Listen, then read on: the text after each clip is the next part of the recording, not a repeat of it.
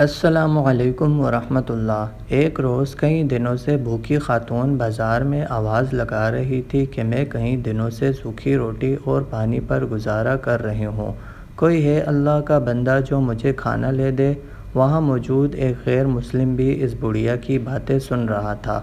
اس کو ایک شرارت سوچی اور اس نے بہت سی کھانے کی اشیاء منگوا کر اس بڑھیا کے گھر کا ایڈریس معلوم کروایا اور اپنے نوکر کے ہاتھ وہ تمام چیزیں بڑھیا کو بھجوا دی اور نوکر سے کہا کہ جب بڑھیا پوچھے یہ کس نے بھیجی ہے تو کہنا یہ شیطان کی طرف سے تحفہ ہے۔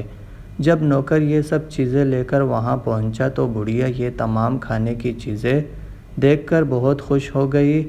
وہ نوکر سے تمام چیزیں لے کر اپنے گھر میں رکھنے لگی تو نوکر نے کہا اے بڑھیا یہ نہیں پوچھو گی کہ یہ تمام چیزیں کس نے بھیجی ہیں؟ تو اس بڑھیا نے نوکر کو جواب دیا کہ میں یہ نہیں جانتی کہ یہ کس نے بھیجی ہے، لیکن میں یہ جانتی ہوں کہ میرا رب جب حکم دیتا ہے تو شیطان بھی اس کی تعمیل کرتا ہے۔ ناظرین، قربان جائے اس بڑھیا کے ایمان پر، ان نازک حالات میں بھی اسے پورا یقین تھا کہ رازق صرف اور صرف اللہ پاک کی ذات ہے۔